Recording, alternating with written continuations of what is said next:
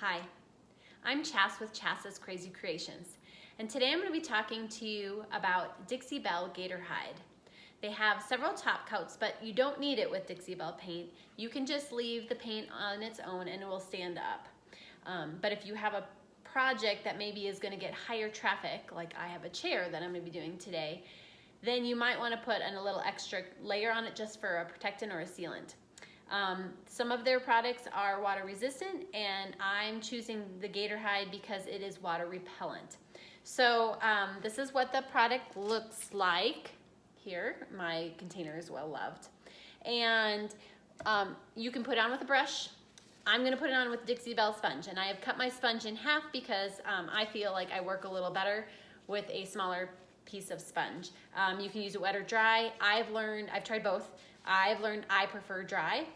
It's really up to you. So what I want to show you is just basically how to put it on, and just when they say thin coats, they really mean thin coats because that's the key to the whole thing, and the wait time between your coats. So let me move you down here to my piece. So we're going to be focusing on this top part of my chair here, just this part right here. And I'm going to bring up my Gator hide and take the lid off. And what I'm gonna do is I'm gonna show you. So I'm gonna take my sponge, I'm gonna dip it in, but I really wanna get almost all of that back off of there. So it's almost dry, like that, see? So it's really like there's nothing really on there.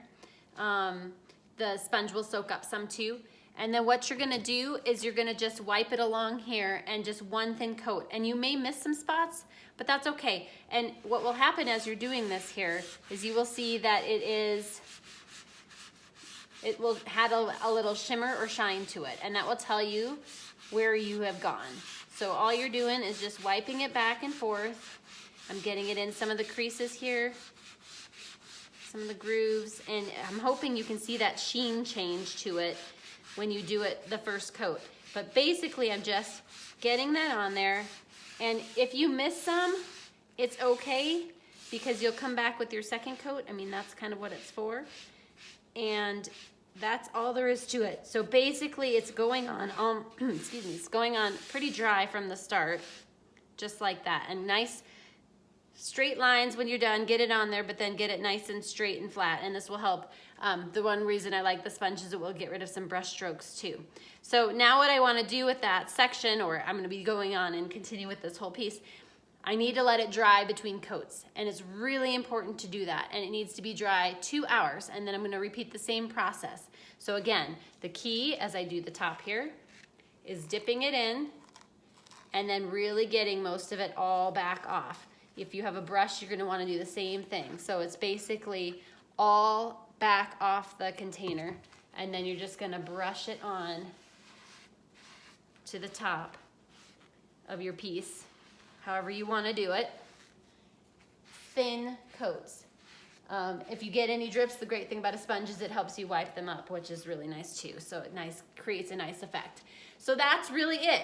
So again, thin coats, almost nothing on there. Wipe it, let it dry 2 hours, second coat, let it dry 2 hours, third coat. Needs 3 coats to be solid. The dry time between is really important. So I hope this tutorial helps you guys with the Gator hide. And if you want to see the full tutorial of this chair when it's all finished, you are welcome to check it out at my blog. Thanks so much for watching. Have a wonderful day. Bye.